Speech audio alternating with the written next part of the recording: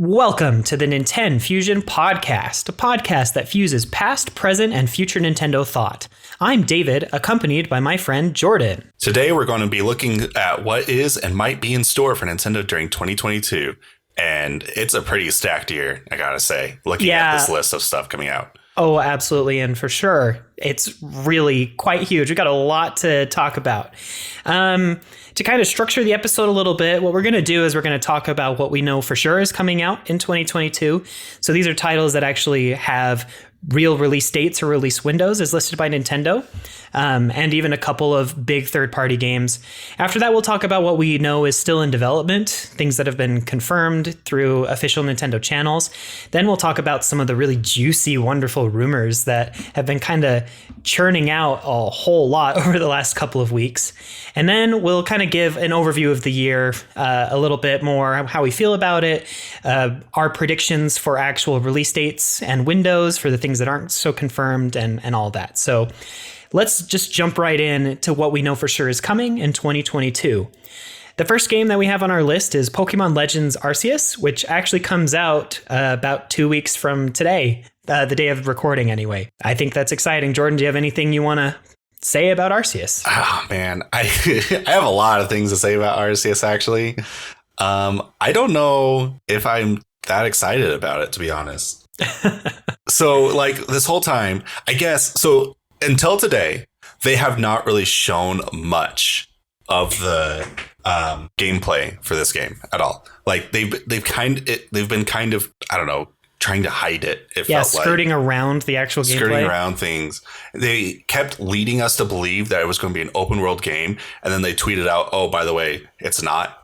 And then they didn't even show us or anything, like a trailer. Like, we never had an instance where, so like with most Nintendo games, they usually have a treehouse where they will just like boot up the game and just play for an amount of time so you get to see the entire gameplay loop. We didn't get that ever with Arceus. Even now, we technically don't. They just had a new gameplay trailer, I think, earlier today that was released. Yep. Yes, exactly. And it goes into a lot more in depth, but it's not like there's still like transitionary gaps or whatever between each chunk. So you don't really know, like, how are you setting up the missions? Do you just like warp to like specific spots? What triggers the missions? Is it just like a message board that constantly gets updated? And so because Game Freak doesn't feel like they're being totally honest with what the game is, I'm really concerned about what this game is going to be. I can understand that for sure. I mean, I was kind of happy with the trailer. It at least gave us information, but I do agree with you that there's really a lot of questions still about it. And that's kind of crazy coming from a game that's launching in literally 2 weeks. I don't know. I think I'm still excited for the game in a lot of ways. I'm looking forward to something new and interesting from Pokemon. It seems to be taking a lot of elements from Monster Hunter, which is honestly pretty cool in my book. But I don't know. I'm going to get it, but I'm going to reserve a lot of my judgment until I actually have played it, if that makes sense. Yeah. And I love Monster Hunter, as I've said many times in this podcast up till now. But honestly, I'd prefer an open world Monster Hunter too. So like, yeah. I'm a bit disappointed that this isn't open world. I get why they wouldn't do it. It's faster and easier to develop a game that's not truly open world. You get rid of a lot of dead space when you get rid of the open worlds. If the like exploration isn't going to fill that, just the act of exploration isn't going to fill that that dead space for you. Yeah. Some people really hate the dead space given in a lot of open world games because they tend to be a bit of a slower game. But at the same time, like, when you go with this mission structure, it can easily become really repetitive. And Monster Hunter, yeah, it gets really repetitive, especially since you keep doing the same missions over and over again. Is Arceus going to have us do the same missions over and over again, like Monster Hunter does? Yeah, I have no idea. How many missions are going to be in this? Like the structure, I don't think works for what they're going for. I can see like in a pitch meeting, like, oh yeah, it'll just be like Monster Hunter and people love Monster Hunter and you're just going to go and fight big boss creatures. But Monster Hunter has been moving all their missions away from like the tedious missions to just being straight up just monster fights. Whereas back in like Monster Hunter Tri, you'd have missions where you have to go collect berries or anything. And I'm looking at this trailer and this feels like it's more Monster Hunter Tri than it is Monster Hunter Rise. That makes sense. So the fact that it's like Monster Hunter only concerns me more because I have played less stellar Monster Hunters that seem to resemble this more than the really good Monster Hunters that people like. Yeah. That makes a lot of sense. Yeah. So we'll see in 2 weeks. We'll definitely have a dedicated episode on it. I'm going to get it either way. But I was very excited when we first saw it. And as the year went on, I became more and more skeptical. And now it's just like, man, I don't know, man. It feels like Game Freak and Nintendo are just pushing a lot of stuff under the rug with this game. And they're just hoping that no one notices until they buy it. Yeah, and that's highly possible. Though I do really appreciate that the town feels more alive than the initial video showed.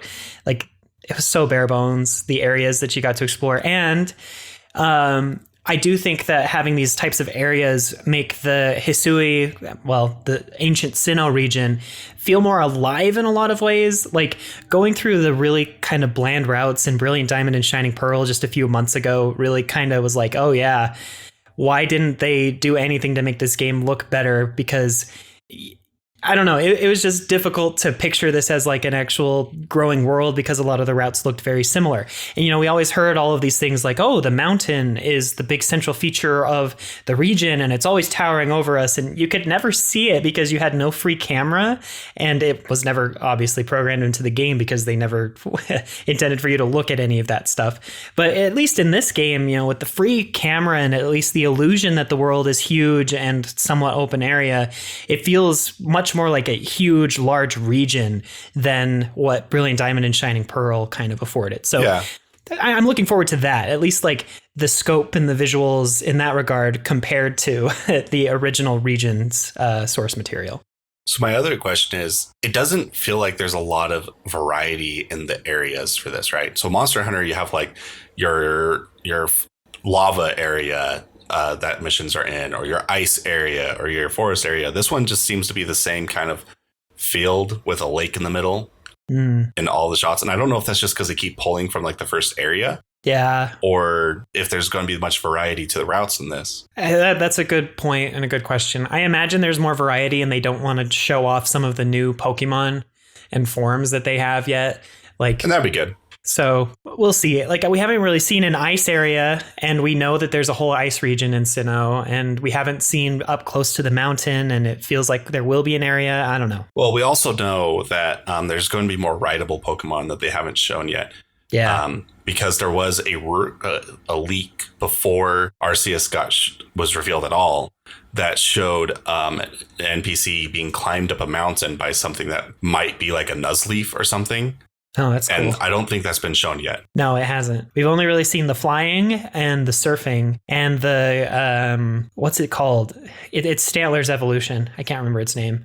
I'll learn it eventually, but yeah, running around the mainland. So I think we've only seen 3 rideable Pokemon so far. But yeah, anyway, I'm looking forward to the game. I'll hold judgment. Hopefully I'm not too much of a downer on it. We'll have to see in a couple weeks when we do our episode on it. So look forward to that. Again, that launches January 28th. So just in a couple short weeks. The next game here on our list is Kirby and the Forgotten Land, which will launch March 25th, 2022. And that release date is actually brand new, known to us this week. Just a couple of days ago, Nintendo decided to upload a whole new trailer for the game on their social media platforms. And why, Jordan, why does this game look so good? Because the Kirby team is actually trying to do something new for a change. What? I didn't know they could do that. Like, we've had 3D-esque platformers in Kirby, but they were always 2D games with 3D models. And this is the first time where you kind of have full control of Kirby, and that just makes it more fun. Like, it's been what we've wanted ever since Kirby 64, right? Yeah, exactly. And Kirby 64 has been like proto 3D. You know, you just run it on a single plane, but it looked 3D with the environments and stuff. But this game's actually 3D and it looks so cool. I'm so excited. The trailer basically showed off a bunch of the copy abilities that Kirby gets. That's something we didn't actually see in the trailer that was released last year. Plus a couple of returning characters. Bandana Waddle Dee is making his return, which is awesome. I know there are a lot of fans of that Waddle Dee. And yeah, I mean, it just looks so cool. It looks so fun. The environments are just absolutely gorgeous and stunning. There's still quite a few things we don't know about it. Is it actually fully open world? I don't think so. The way the layout looks like, they still are classic Kirby design levels, but now in 3D, and you have free roam. That makes sense. So think like I think the best example would be Super Mario World 3D. 3D World. Yeah, Mario. The Wii U titles just make no sense. They're just like fridge magnets, like thrown together. The 3D World game for the Switch. Yeah, where they were really 3D, but they were 2D levels. Yeah, expanded in 3 dimensions. Yeah, they were 2D Mario levels in like structure, but they were like on a 3D engine. That makes sense. And I think that's going to be the same way with this Kirby game, because you look how Kirby is moving, like the direction he's going and everything. It makes more sense when you're actually watching the trailer. Yeah, it's hard to explain, but I think that's going to be the route it goes. Mm-hmm. But anyway, there's going to probably be some sort of new information before the game actually launches in a couple of months. There is, the rumor / hope / expectation that we'll get a direct next month. So I imagine they'll show us more as we get closer as well. Even though this trailer was really cool and made me super excited for it. So, yeah. With the trailer coming out now, it begs into question, like, when will a direct be? So we have the rumor that it's coming out next month, but I don't know. Like, they don't have anything really to promote for next month, right? I mean, unless they're just going to show new stuff. Because, that's something that we have to keep in mind as part of Nintendo's 2022 schedule is when are their directs? I do know that they revealed some game last year, literally around this same time, like posted the exact same day the Kirby trailer came out, and they still had a direct in February. So yeah, but I think if I remember right, it was for Bowser's Fury, right? That was the trailer. And Bowser's Fury was at the same time slot as what Legends Arceus is now in. I'm not entirely sure. I should have done more research on that. But I don't know. I'm holding out hope that we'll get a direct next month. If not, we might get one in March. Yeah, I'm thinking March right now. Was my prediction. Unless if like Triangle Strategy is supposed to come out in February, then they might rush one out. Right. Good before point. That. Because we need to know more about that game. We actually do. But anyway, so looking forward to Kirby. Hope that there's a direct next month, but we'll see. Other things we know for sure coming in 2022. Moving on to the next one here. Advance Wars.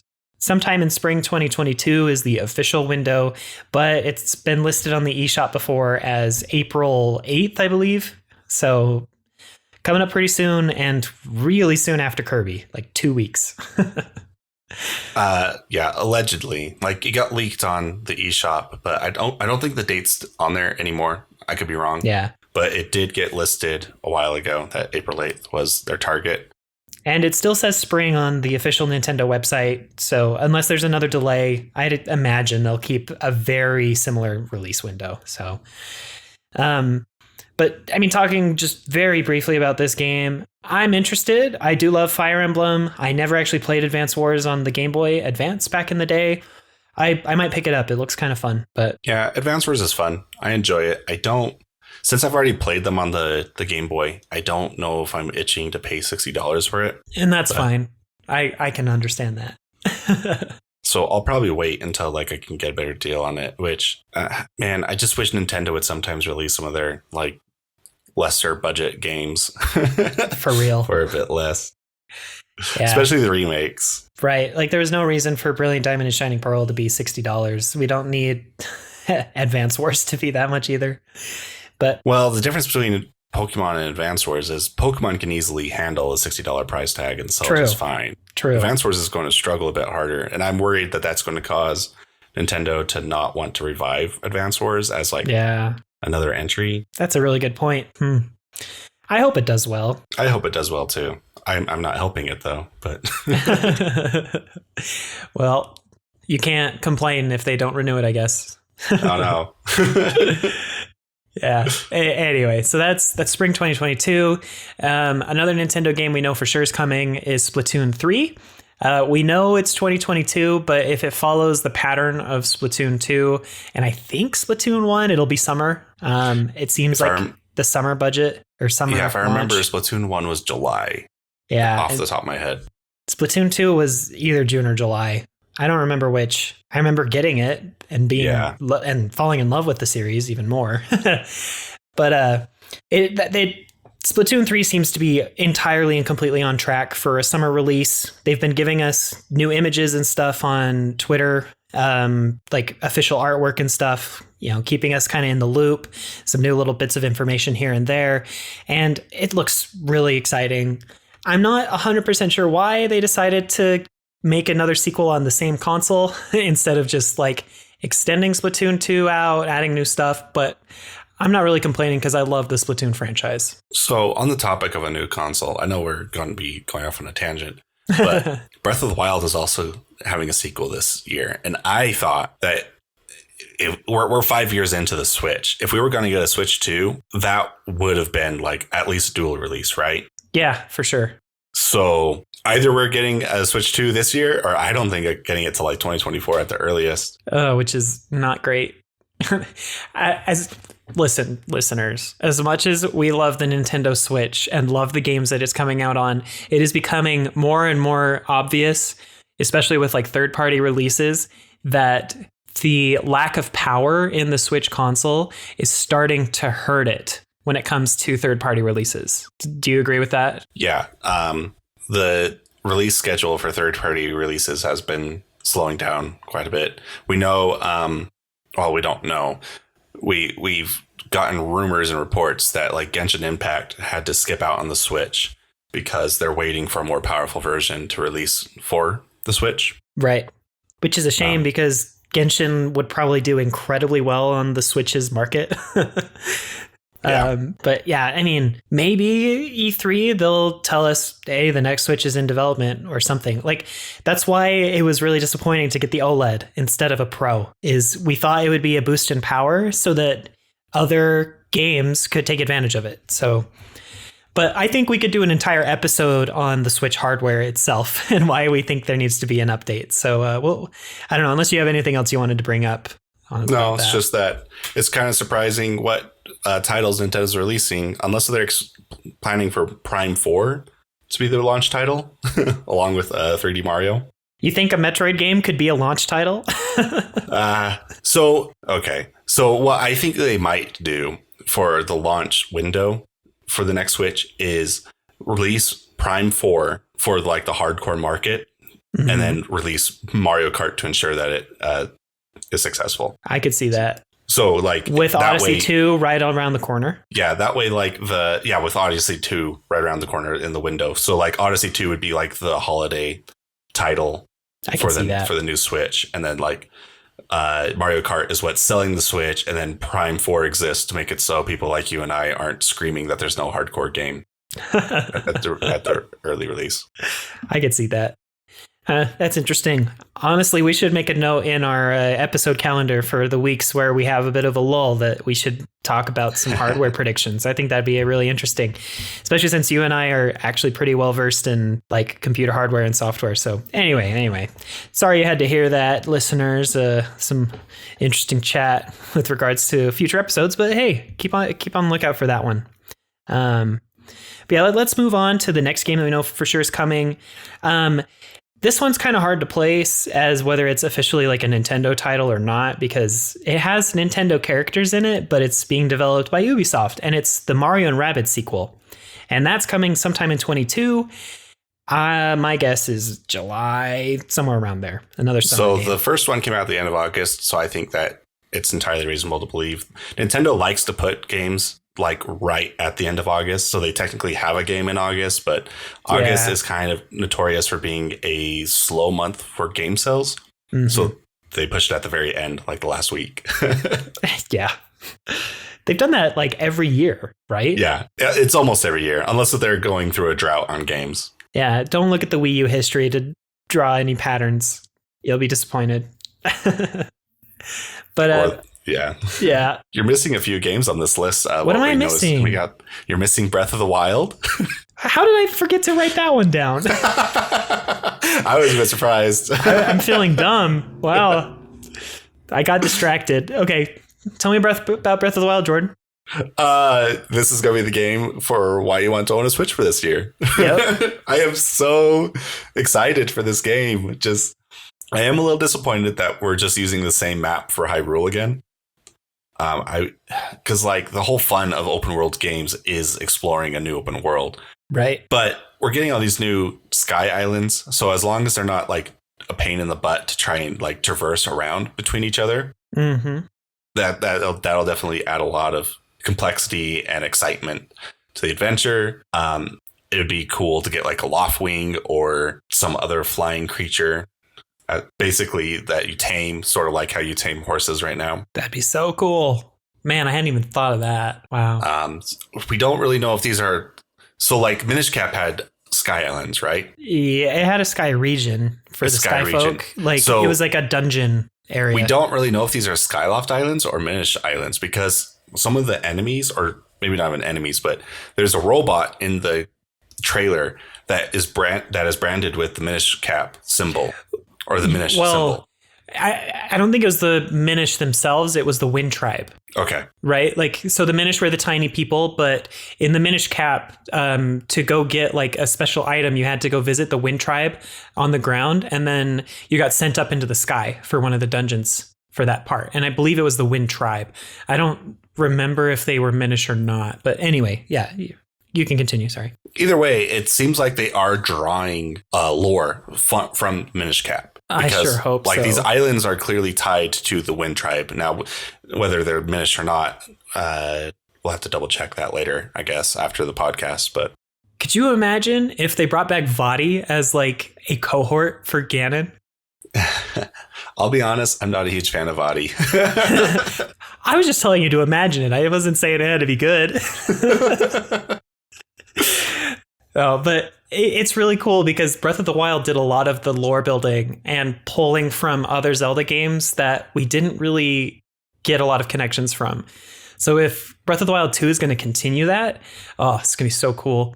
I mean, just as a totally random aside, as like a Zelda nerd and interested in theories myself, I really like the idea that Breath of the Wild, the world, it takes place so far away into the future, or compared to the other games, that it's actually like merged timelines together, and that the stories that we played in all of the other games are actually legends. You know, they're not exactly what happened. It's not the true history of the world. And I really like that theory. I don't care if it's not perfect and there are flaws in it. I just think it's so cool. So yeah. And I think that theory has kind of been around since like Wind Waker, when it was kind of yeah. I think it would have held a bit more merit if, when they were recalling the legend of Ocarina of Time, if they made mistakes when like giving us that info dump. That would have been so good, man. Okay. Missed opportunity. Okay, Jordan, we're making another note. We're going to talk about Zelda exclusively in another episode. Yeah. I mean, there's a lot to talk about, clearly.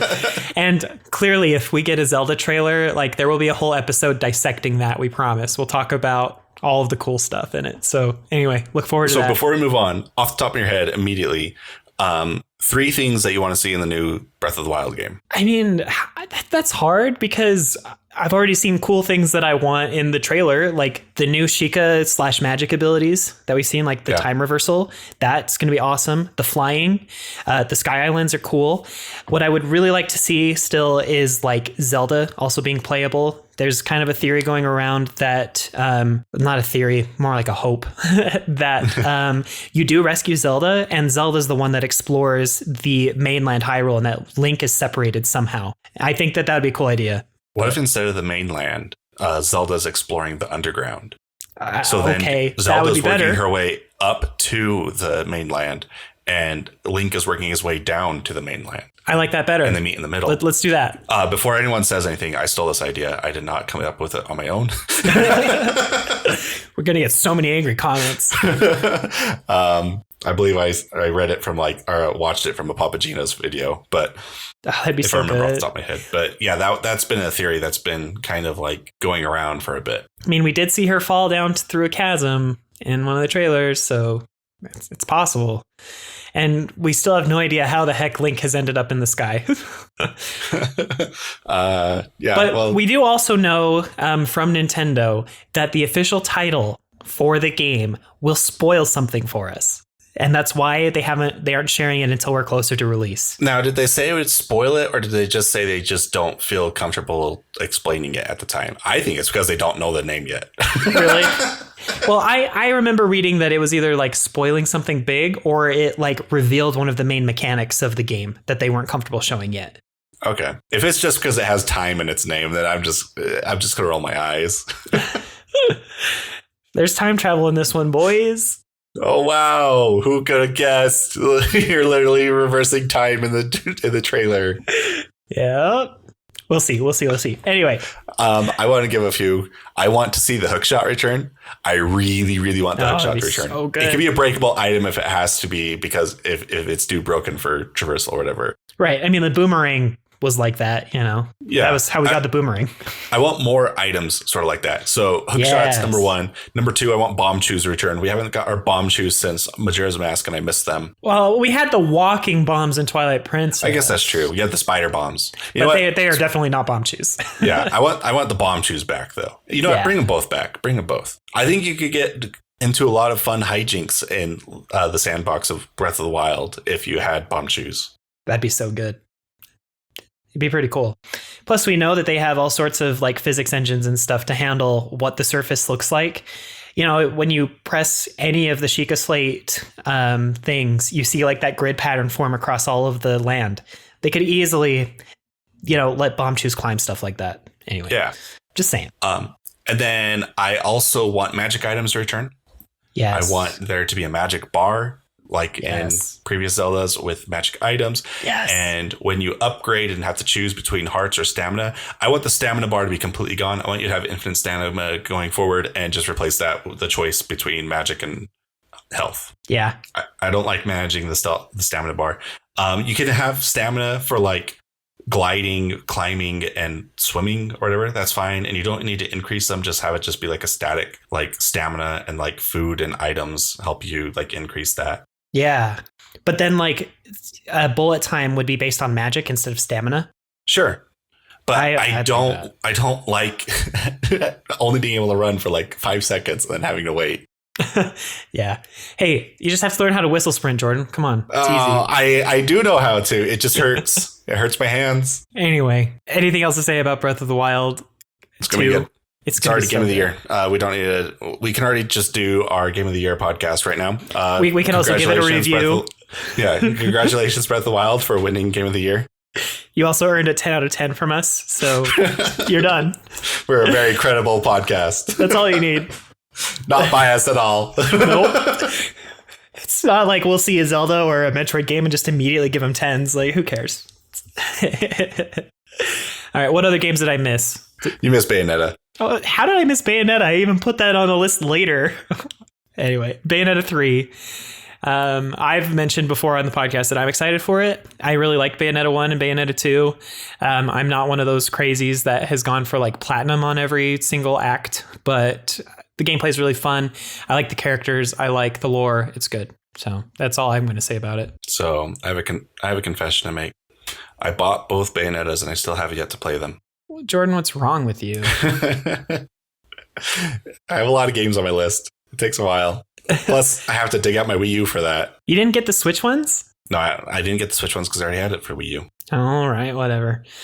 They're better on the Switch, but... I'm sure. But that's $60 more for a game that's on my shelf and wait years for me to play. True.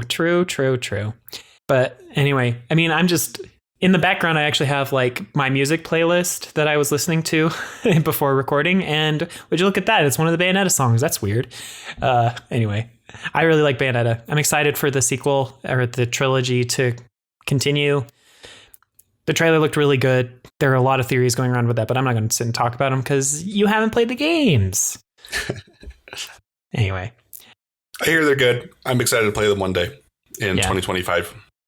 Of course. When they finally launch on PC or something. Anyway. Did I miss anything else from like Nintendo themselves? Off the top of my head. Okay, phew. Thank goodness. A couple of other mentions that we know are coming for sure this year, but that, we can talk about another time or don't have a ton to say. Triangle Strategy is coming out sometime in 2022. It just real quick, it always makes me laugh that, Triangle Strategy and Project Octopath Traveler, I got ahead of myself there. They both started as the title is Project : and then what their official name ended up being. And they're like, we don't know what we're going to call this game yet. And then they just removed Project and boom, that's the title. Yeah. With Triangle Strategy, though, we saw through their lies immediately. Yeah, of course. We're like, come on, this is clearly in the vein of Octopath Traveler. You're going to do the exact same thing. So it looks exciting. Yeah, I'm really excited for Triangle Strategy. It's kind of the Fire Emblem game I want, where it's a Fire Emblem game with no dating simulator in it and no school that you have to just mess around in for hours. Yeah. That was a jab at Fire Emblem, if you weren't paying attention. I am not a fan of the current direction of Fire Emblem. Yeah, that's obvious to me. So I don't know. I didn't finish the new Fire Emblem. So whoops. I spent too much time fishing and then got bored of the game. So that's on me. But yeah, Triangle Strategy coming out this year. We've also got Rune Factory 5, which I believe has a release date for March 22nd. So that's coming up very soon. I've never played a Rune Factory game, so I don't really have any opinions. So just wanted to put that one out there. Do you have an opinion? I've never played Rune Factory. All right, I guess that wraps up that one. Just kidding. I don't know. Rune Factory, I know, is a huge series, and I know a lot of people are excited for it. I just have never played them, so I don't really care. And then Sonic Frontiers. I am so excited for this train wreck. It's going to be awful. It's going to be beautifully terrible.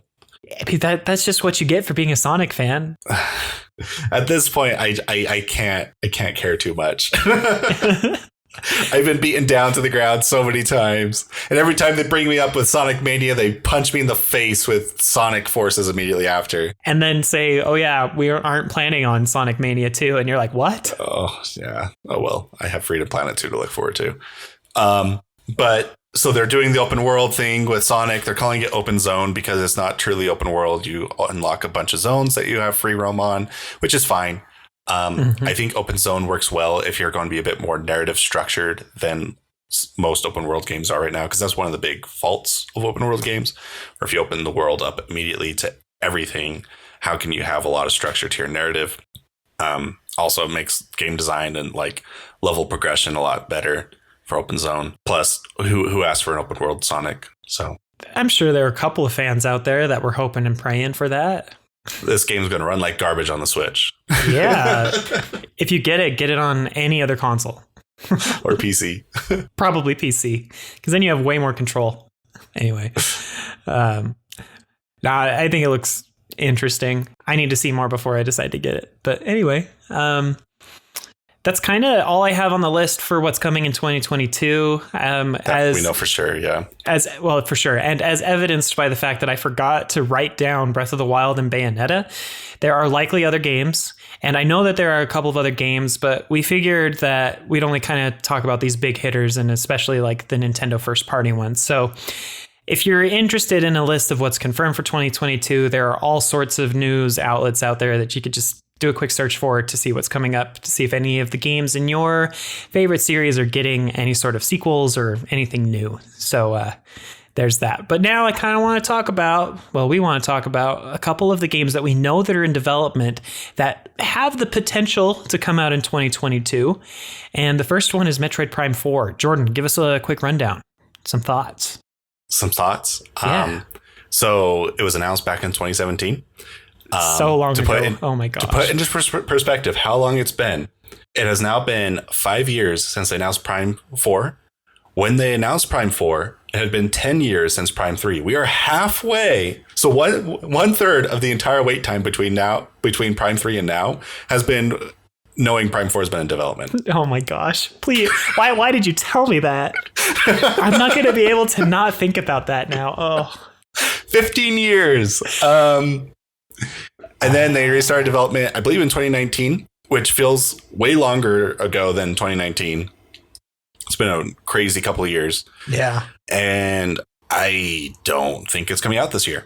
Like I said earlier in the podcast, I could see them holding it off and just so they have a launch title for the Switch 2. Like Prime 4, let's be honest, is the kind of game where Nintendo's only making it for like promotional purposes, right?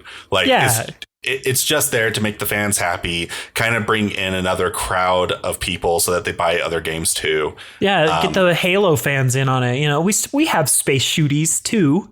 Yeah. So it's the kind of game where I could see them like, oh, the Switch 2 is coming out in 6 months. Yeah, we'll just hold this for like 6 months, even though it's done in development or whatever, right? Yeah, I could see that. Absolutely. Not saying that the Switch 2 is coming out in 2. I don't even think the game's ready to come out this year, to be honest. But no. I could see it coming out late 2023 or 2024 at this point.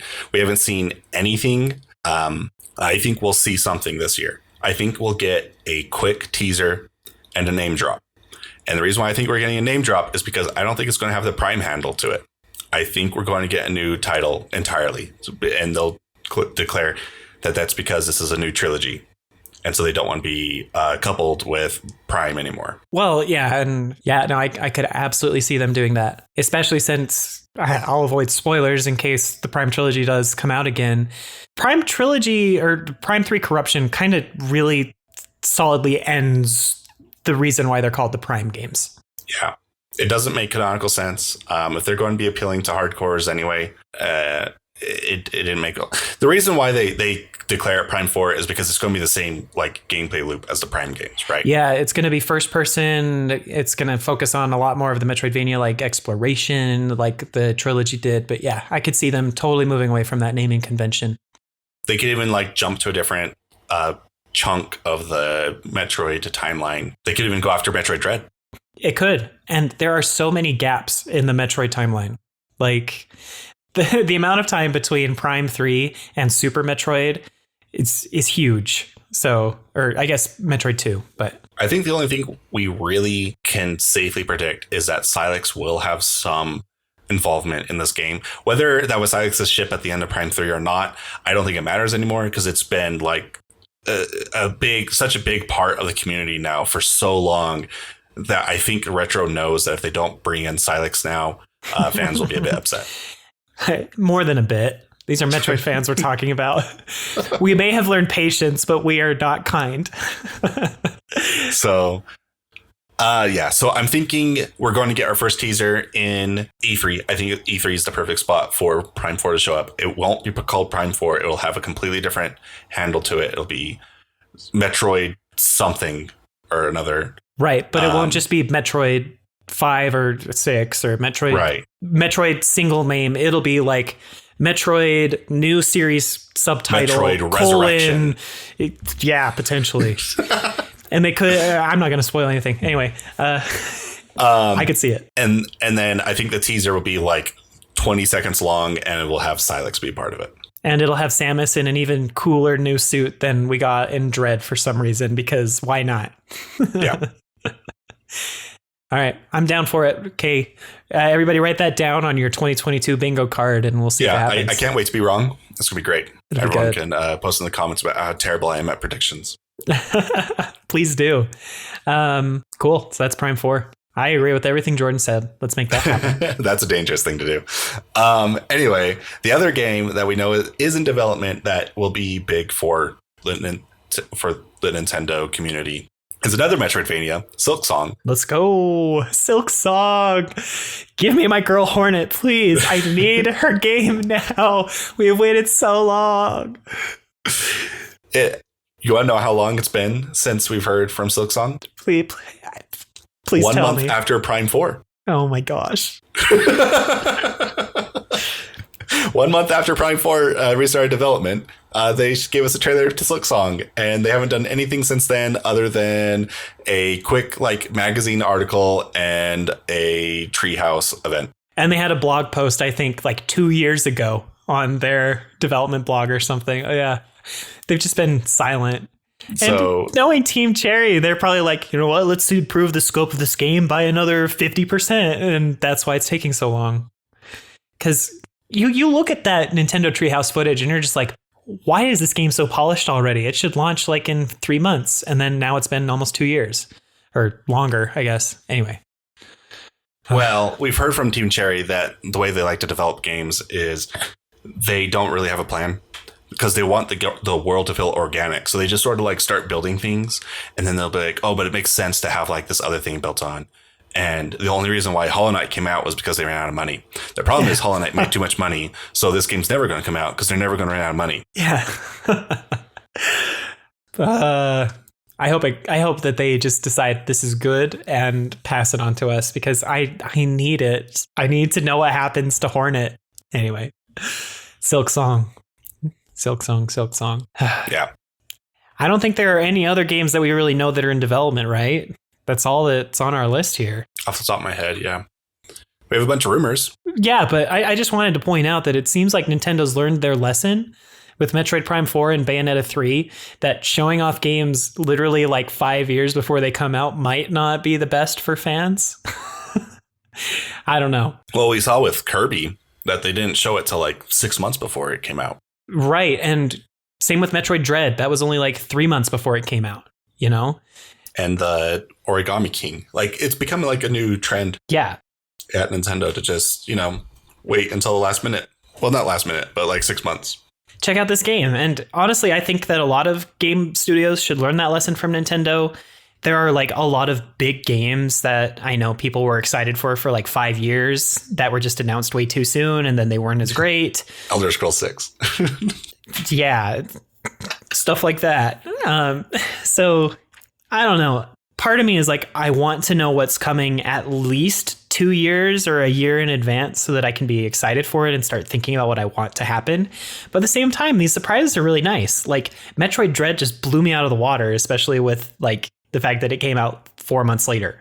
So I don't know. It's just really interesting that we really only know that Metroid Prime 4 is in development with Nintendo for sure. So. Well, I think we learned with Deathloop that if you announce a game too early and then just constantly hit us with trailers over and over again, that it actually kind of backfires. Like Deathloop would have been an interesting game. I chose not to get it because I feel like I've already played through it 10 times just from the trailers.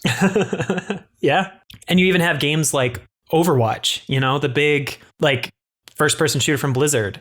They announced Overwatch 2 like 3 years ago and then had to continually tell us, oh, it's coming out later and later and later. Like, and now we don't even have a release window for it. So it's like, yeah, building up the hype can be really powerful and impactful for your IP, but then it leads into this whole like, well, when's the next thing coming out? And the fans start getting worried. And then anyway. I will say, though, if this is all that's coming out this year, it's going to be a pretty stacked year. Oh, yeah. It's a good list so far.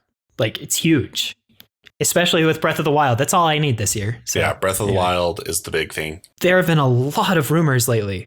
Why don't you start us off with the rumors, Jordan? What do we got? So there's quite a few games that have been rumored. One of the big leakers, I guess, is Mark Amaro, who he's a bit credible. He's been a bit off from time to time.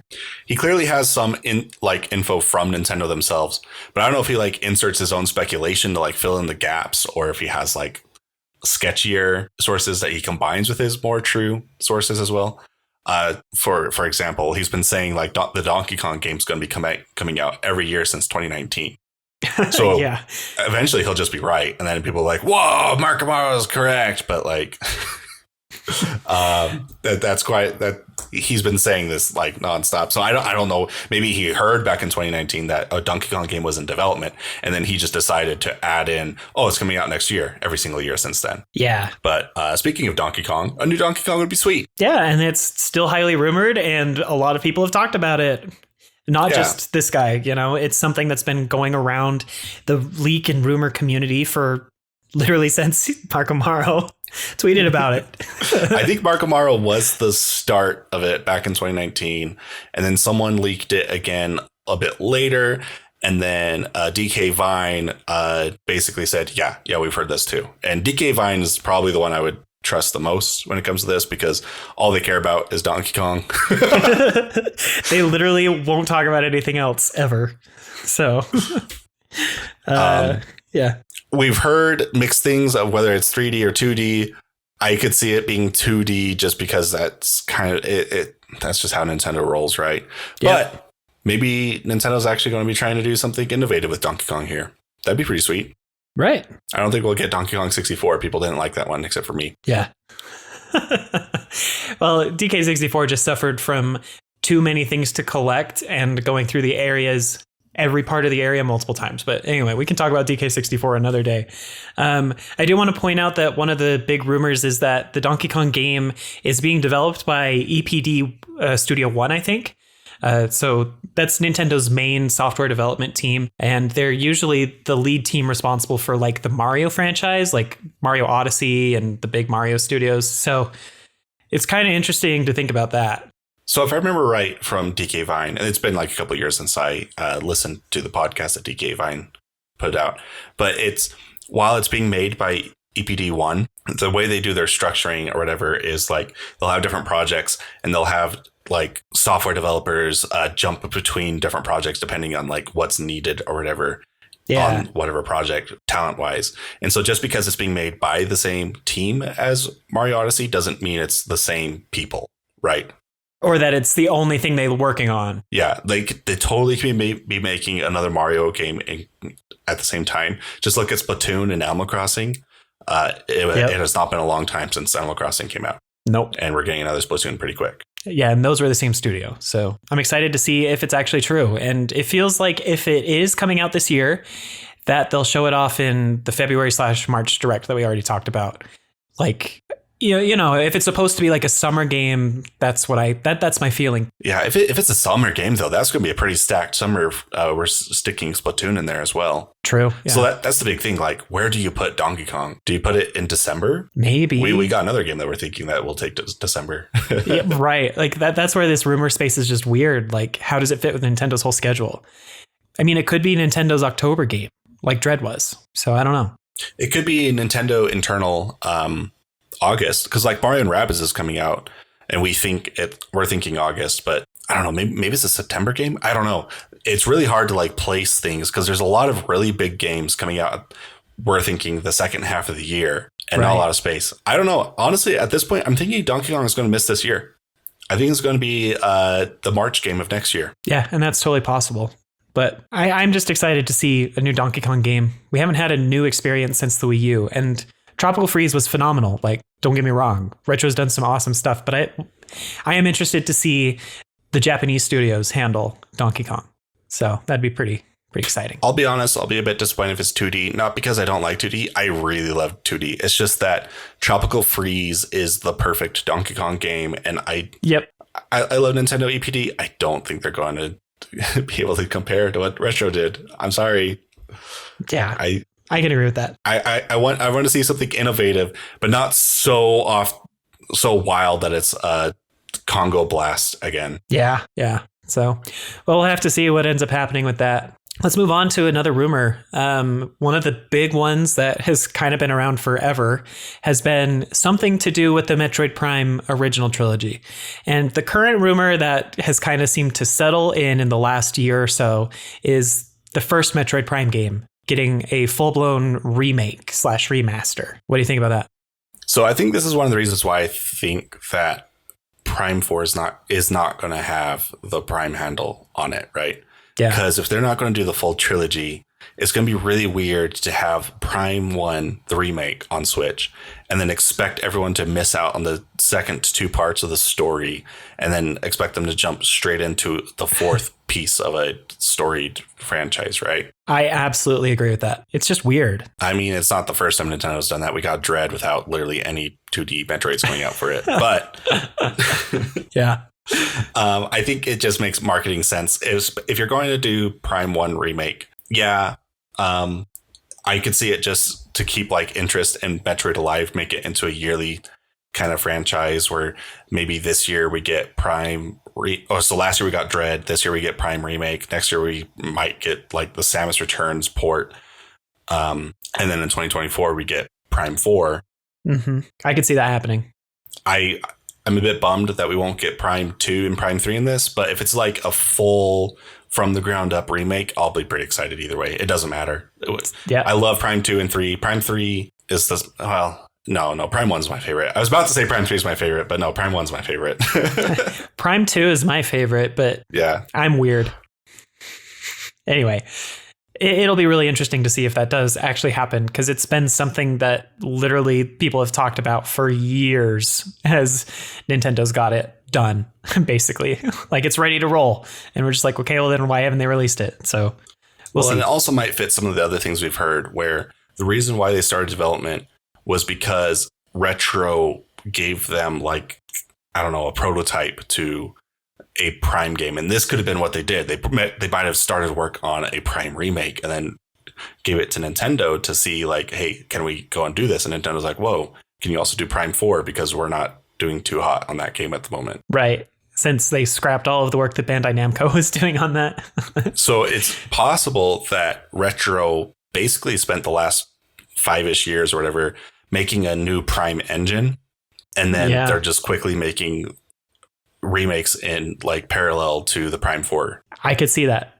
And it makes sense from a development standpoint, especially since there are all sorts of, like, there was a quote that went around a couple of months ago from one of the developers of the original Prime trilogy with how especially Prime 3, how a lot of the puzzles in Prime 3 were designed specifically for the Wii Remote and nunchuck combination. And he's like, I can't imagine that being on Switch somehow, you know, especially if you're going to go for like standard controls with like a Pro controller being one of the Prime options for it.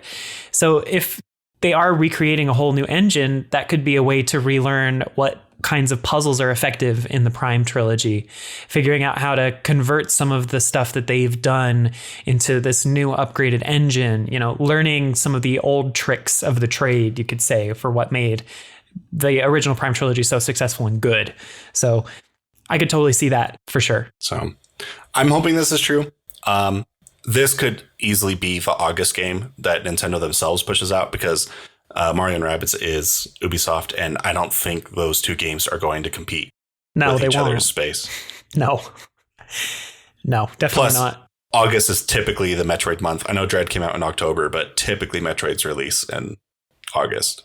Right, and I mean, it would kind of follow along the whole remake path for Metroid games. Well, with the one example we've had where we didn't know about Samus Returns until literally the E3 in June before the August release date. And it's just like, yeah, it's coming out in August. And we were like, what? All right. Yeah, so they could do that. They forgot to put that in their E3 Direct as well, which was... Yeah, it was Treehouse. We were like, I hope we're getting the numbers soon for Dread. I believe at the beginning of February, on how well that's sold. I'm really hoping it sold well, because this was the first time it felt like Nintendo ever actually tried to sell a Metroid game. Yeah, for real. But anyway, moving off from this tangent, one of the reasons why I don't think Donkey Kong is coming out this year, because of like how difficult it is to space these out, is because I think the December game is going to be Monolith's game, specifically Xenoblade 3. Yes, let's go. I'm stoked if this is actually going to happen. I am a huge Xenoblade nerd. I have 100%ed both Xenoblade Chronicles 1 and 2. So yeah, you could say I'm a bit obsessed with that series. And apparently the reason why we know about this, or it's rumored, is because one of the voice actresses implied its existence. I don't know anything about Xenoblade. I don't really know much about that rumor either, but this was Melia's voice actress, and Melia was in Xenoblade Chronicles 1. In fact, she's like one of the favorites in the entire series. She's actually pretty normal for Xenoblade standards if you only really consider character designs of Xenoblade Chronicles 2. But anyway, something that she said in like either an interview or even on Twitter seemed to imply that she was returning for Xenoblade 3. Now, I don't know if this was before or after the Xenoblade Chronicles 1 Definitive Edition with its kind of expanded story that they added, which features this character in particular. So if it was before Definitive Edition, she might have just been implying that it was just Definitive Edition. But if it's after, I'm not sure. Anyway, The rumors kind of go hand in hand, where there's a Monolith game that's supposedly coming out this year, and it goes hand in hand with this rumor of this voice actress implying that Xenoblade 3 is happening.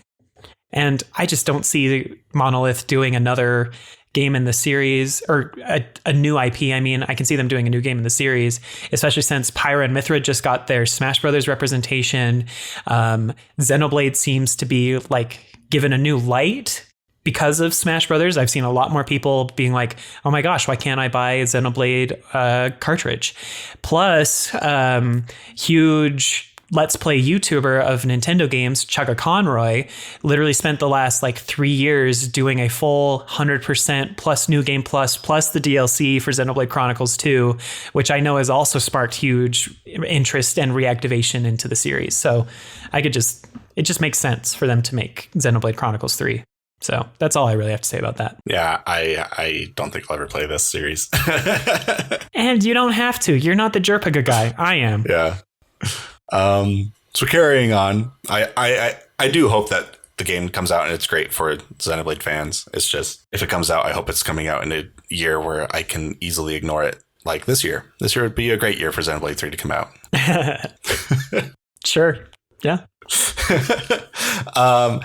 We've also seen rumors of Mario Kart. I don't think there's any way it's coming out this year. I think it would be pretty weird to have Mario Kart come out this year. Yeah. I agree. It's just a really stacked year. Nintendo doesn't need it. If we're going to get Breath of the Wild at the later half of the year, do you really want Mario Kart and Breath of the Wild like competing for dollars at the holidays? No. Yeah. So I think it just makes sense to have this be like a Switch 2 launch title. Especially since Mario Kart 8 is still selling like crazy. So yeah, which is crazy because that game is like 7 years old now. Now, maybe they want to release it just because they want to put like Nintendo characters into it. And they really just like the idea of having more promotional videos of like a character joining a game like what we had with Smash Brothers. Yeah, it's possible. So maybe it's just a big giant marketing ploy to keep Nintendo constantly relevant in like the discussion boards for Nintendo. But yeah. I don't think Nintendo's playing 4D chess in that way. I've heard some fans saying that. It's just like, no. Yeah. You're giving too much credit to Nintendo. Like, right. And now don't get me wrong. I would love a new Mario Kart, but yeah, we don't need one this year. No way. I don't think we need it. So yeah. Another one that people talk about a lot is Wind Waker and Twilight Princess Switch releases. Apparently people keep bundling them as a single bundle. I think that's insane. These are going to be separated and they're going to be released in a year that Breath of the Wild doesn't come out in. Right, because they're Zelda 3D games and they did it with Skyward Sword just literally last year. Why wouldn't they do that again? That's how Nintendo rolls. So, like, are people expecting Nintendo to sell $120 cartridge? I don't. Yeah, no, that's not happening.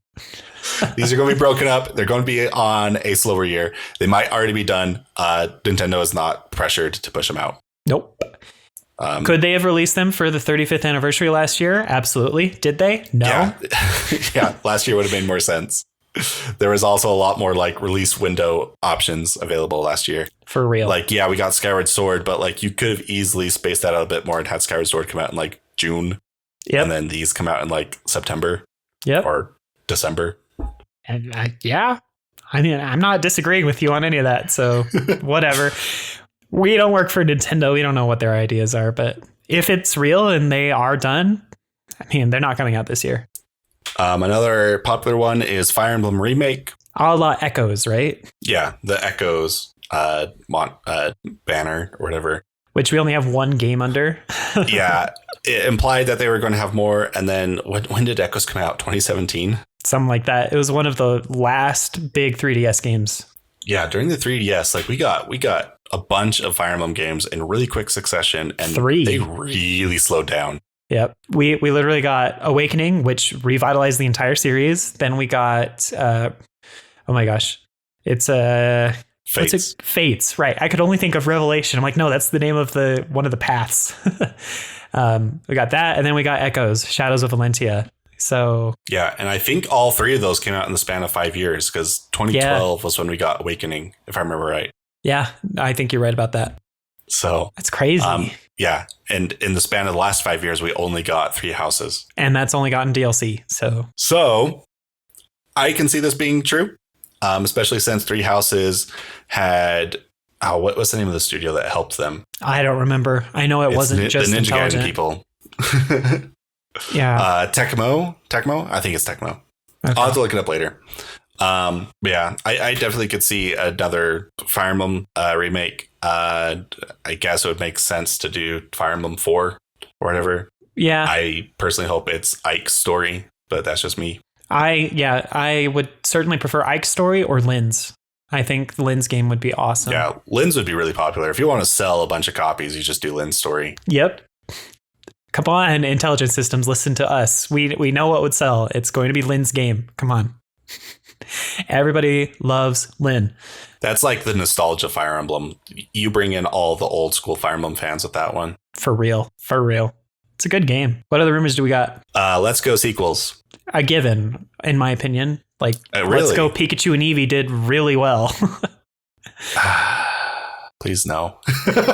I know, it's Johto. It's like one of the prized regions. What do you even do if it's Johto? Do you do Togepi and Pichu? Oh, God. It's possible. I guess you do. No, yeah. you do Togepi and Cleffa. I guess you could do Umbreon and Espeon. But that's digging into ore territory, and we'd rather have a Pokemon Coliseum remake for those ones. No, we're never getting Coliseum remake. Please don't tell me that. I can't take it.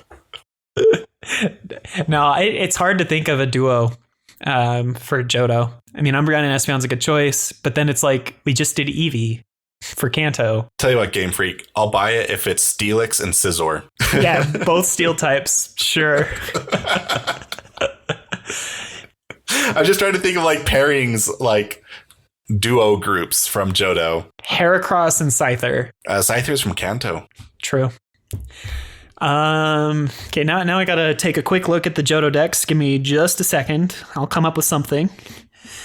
Why don't you tell our audience why you think that these would make sense? Especially given given Arceus's release date. We were talking a little bit before about right. Arceus. And I think that Arceus was originally planned to be the 2021 release game, and then it got a bit delayed because of the virus that should not be named. And I don't think that's a very controversial opinion to have. Like, a lot of people seem to be thinking that. And so that the scheduled game, because like Game Freak likes to have something every single year. Let's Go sequels would fit that bill. I don't know. I honestly think if we're going to be following the Game Freak release schedule, it would be Generation 9 this year, wouldn't it? Yeah, it would be. It would be Generation 9. Though they could do a break. I mean, it's only been 2 years since Sword and Shield launched. I could see them doing more than 3 years. Well, from a game development perspective, you'd want them to have more years, but they've been going on this rapid 3-year schedule because they also have an anime and a card game to keep fresh. True. Though the current anime is actually it's not taking place in Galar at all. So have you been watching the anime at all? I've seen clips here and there. Okay. I'm just wondering if there's any signs of the current adventure coming to a close. Because when they announced, I think it was right before Sun and Moon, right? We knew that the new generation was coming soon because Ash was pretty far along his journey. Right. In Kalos.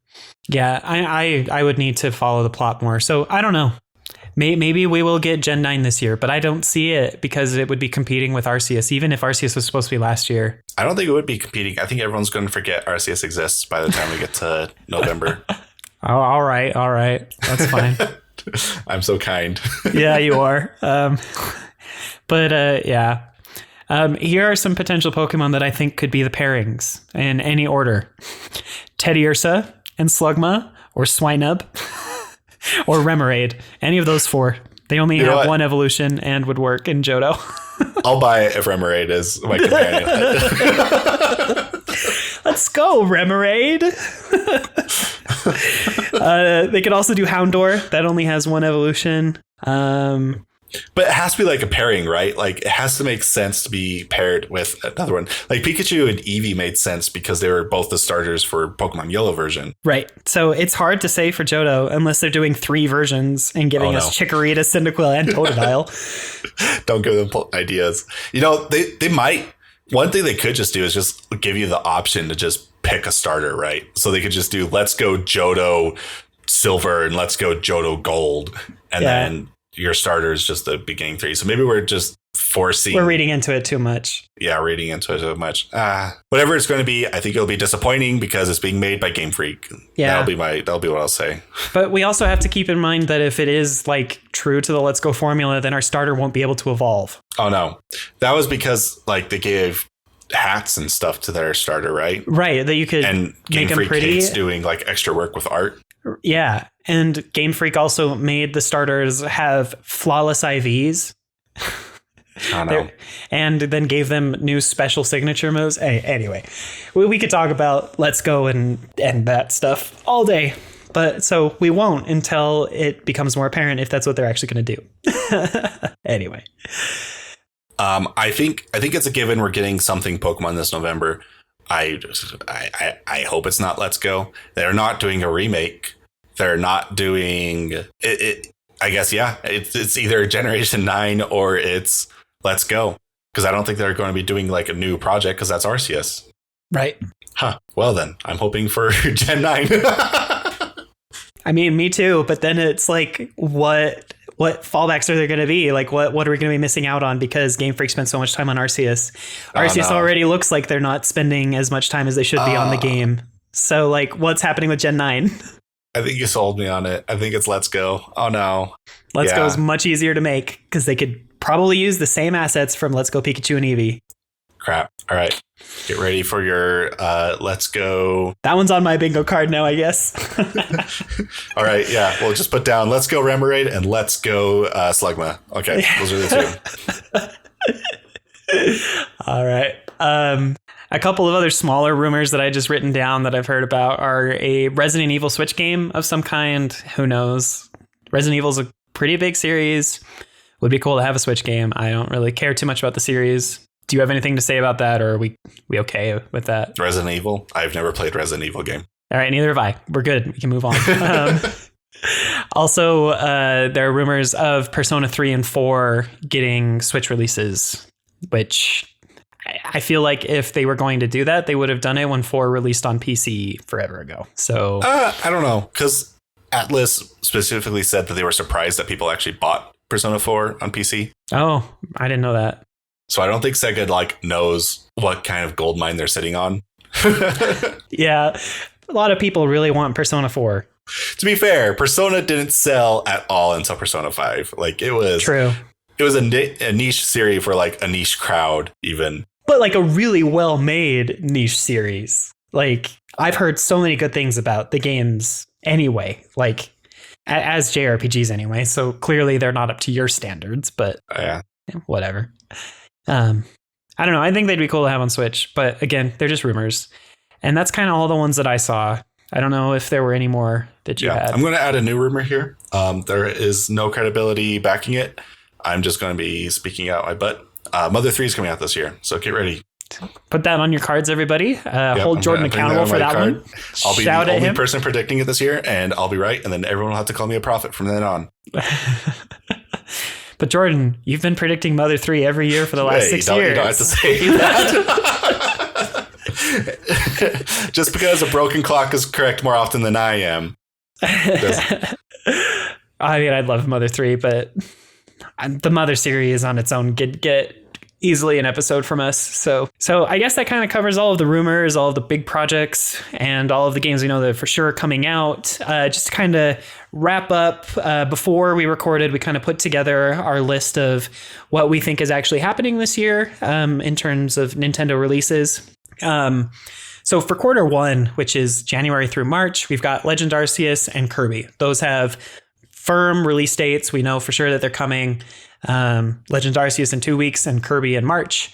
For quarter 2, which is April through June, we've listed Advance Wars, which said it's coming in spring. So makes sense there.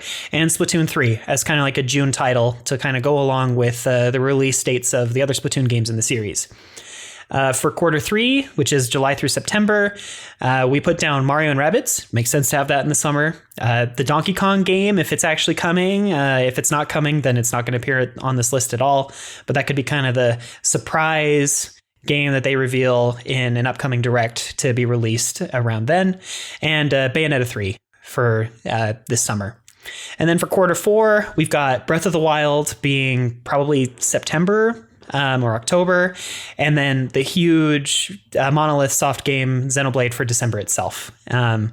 We also think that if there is a new Mario title in the works, that it'll either be March 2023 or it'll come out on the next Switch. So that's kind of our year in summary. Did I miss anything? Well, I guess also Pokemon's going to be in Pokemon. October or December. That one's given every year. Yep. So. If Let's Go, Remoraid, and Slugma are a thing, it'll be in October. I'm already on Team Remoraid. Anyway. Give me my gunfish. Let me hold it like a pistol. And then your Octillery, your cannon. So, all right. Well, let's wrap up a bit of our discussion for 2022 with some big overarching thoughts. Jordan, are you excited for this year? Are you looking forward to it? For this year. Just the mere fact that we're getting Breath of the Wild 2, it's gonna be a good year. That's all we need. That's all literally all we need. I'm also getting Triangle Strategies and a new Kirby, maybe a new Metroid Prime remake. Like that all sounds absolutely phenomenal. And if we get Donkey Kong, man, that'll just make it so I won't even feel pain when Sonic Frontiers comes out and is terrible. Yeah. Exactly. I'm in the same boat. I think it's a phenomenal year. Very excited. Lots of really great first-party Nintendo stuff coming out. Lots of really cool rumors if they end up being real. But even without the rumors, it's super solid. Breath of the Wild 2 is going to just... I've been looking forward to that game since Breath of the Wild 1 I finished, when I finished that game. So super, super excited for this year. Splatoon 3 is also a huge title for me. I love the Splatoon series. I love its lore and gameplay and its aesthetic. It's awesome. Those are kind of my big highlights. So, and Xenoblade. Sorry, if Xenoblade is actually happening, that as well. So, one final question I have, Jordan, is: do you think that this year is on par with 2017, which is the reigning king of the Switch's life? I think this is the best chance we've seen since 2017 to be another 2017. Just look at the list. There's a whole bunch of repeats of 2017 up there. Splatoon 3 is a repeat of Splatoon 2. Breath of the Wild 2 will be a repeat of Breath of the Wild. Xenoblade 2 to 3, if Xenoblade 3 does come out this year. Mario and Rabbids, we got the first one in 2017 and are getting the new one here. And then on top of that, we're also getting stuff like Arceus and hopefully Donkey Kong. But with all that said,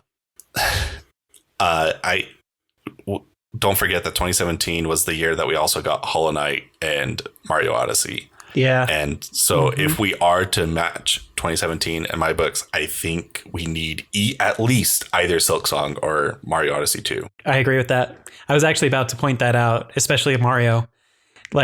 Odyssey was a huge part of 2017, enormous. So it's kind of sad that it's missing from this list. There aren't even really any hardcore rumors that Odyssey 2 is in completion. I know that there was one at least a year ago, somebody posted a picture of a quality assurance kind of Club Nintendo type thing where they listed Mario Odyssey 2 as a game being tested. So it is possible, but the rumors around that just aren't nearly as strong as some of these other ones. So that rumor I think you're talking about, the reason why it has credibility to it is because it's the leak that leaked Sonic Frontier. Yes, that's right.